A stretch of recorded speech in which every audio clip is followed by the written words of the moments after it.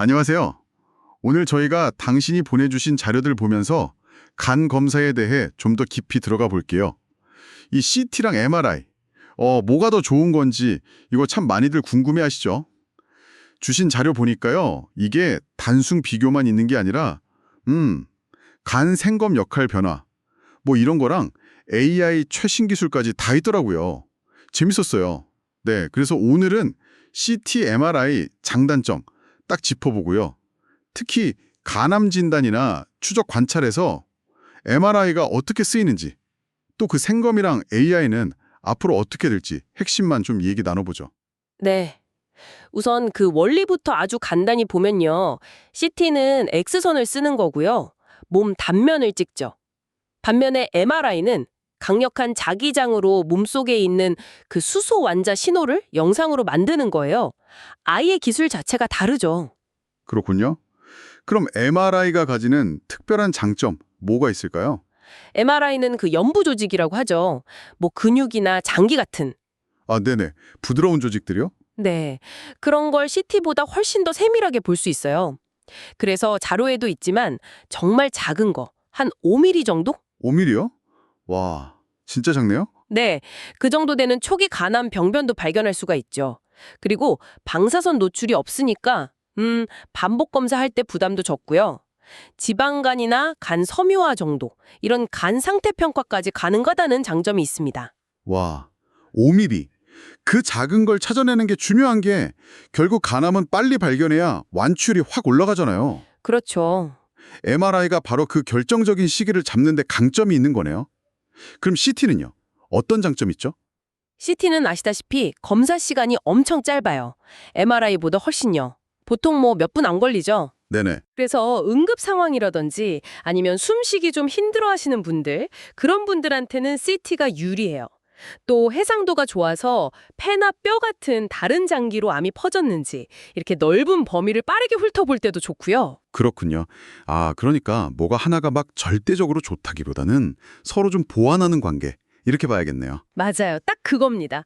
특히 간암을 좀 더 정확하게 보려고 할 때 MRI에서는 조영제 사용이 아주 중요해요. 그중에서도 가독세틱산이라고 상품명으로는 뭐 프리모비스트 뭐 이런 것들이 있는데 이게 간세포 특이 조영제거든요. 이게 핵심입니다. 아, 그 조영지요. 그게 어떻게 암을 찾는 원리인가요? 이게 재밌는데요. 정상간 세포는 이 조영제를 막 흡수를 해요. 그런데 대부분의 간암 세포는 이걸 흡수를 잘 못합니다. 아하, 차이가 있군요. 네, 그래서 조영제를 딱 주입하고 한 20분 그 정도 뒤에 간 담독기라고 부르는 시점의 영상을 찍으면요.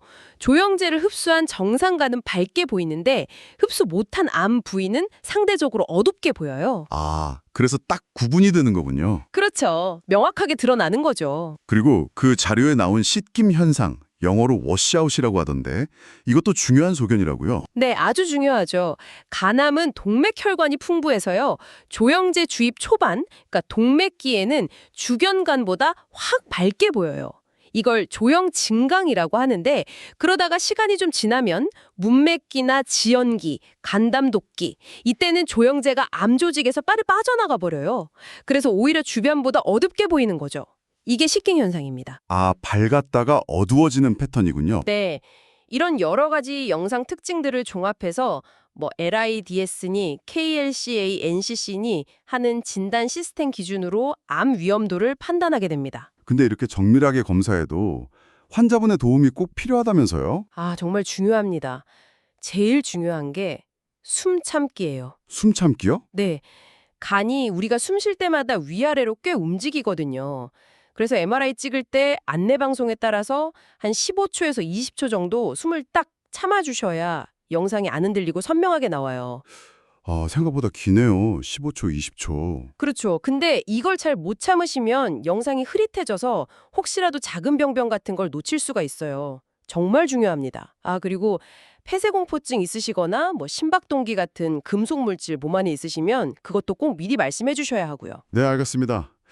그럼 현재 간암 고위험군, 만성간염이나 간경변증 있으신 분들 추적 관찰은 보통 어떻게 하나요? 현재 표준 지침은요. 이런 고위험군은 6개월에 한 번씩 간 초음파 검사랑 피 검사, 그 알파 태아 단백 수치 보는 거 있잖아요. 네네, AFP 검사. 네, 그걸 하는 겁니다. 그러다가 거기서 뭔가 좀 이상하다 싶으면 그때 이제 정밀 검사로 CT나 MRI를 찍게 되는 거죠. 근데 자료 보니까 초음파가 좀 놓치는 부분이 있어서 그걸 보완하려고 단축 MRI라는 걸 시도한다고요? 어브리베이티드 MRI요? 아, 네, 맞습니다. 전체 MRI 검사가 보통 한 30분 이상 걸리는데 여기서 간암 진단에 꼭 필요한 핵심 영상 몇 개만 찍는 거예요. 그래서 검사 시간을 한 10분 그 정도로 확 줄이는 거죠. 와, 10분이요? 네, 시간도 줄고 비용도 좀 낮추면서 초음파보다는 더 정확하게 간암을 조기에 찾아내려는 시도인데요. 아직 연구가 더 필요하긴 하지만 앞으로 중요한 검사법이 될 가능성이 충분히 있습니다. 흥미롭네요. 영상 기술이 이렇게 막 발전하는데 그럼 조직 검사, 그 생검이라고 하죠? 이건 이제 필요 없어지는 거 아닌가요? 아, 그렇지는 않습니다.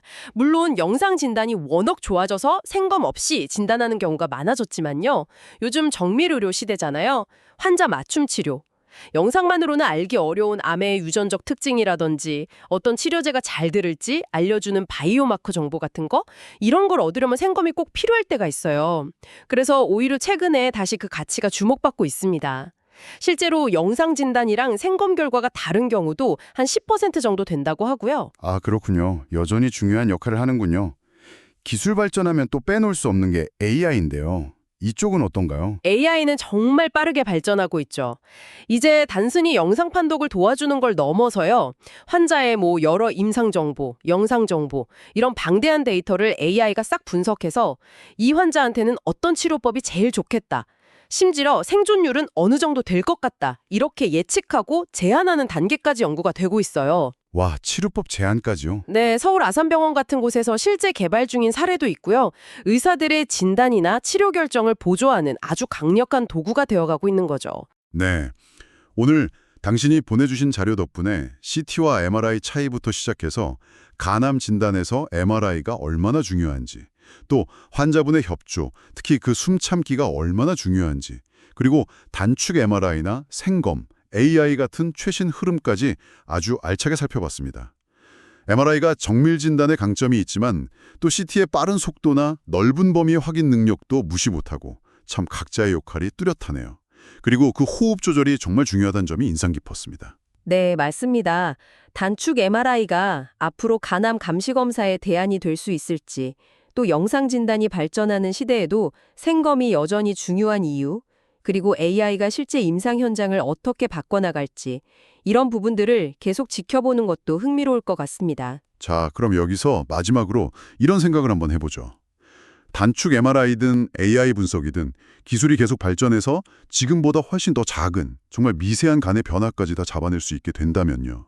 그러면 우리는 과연 조기 진단의 기준을 어디까지로 봐야 할까요? 그리고 그렇게 발견된 아주 미세한 변화들에 대해서 언제부터 또 얼마나 적극적으로 치료를 시작해야 하는 걸까요? 여기에 대한 새로운 기준과 고민이 필요해지지 않을까 하는 질문을 당신께 남겨봅니다.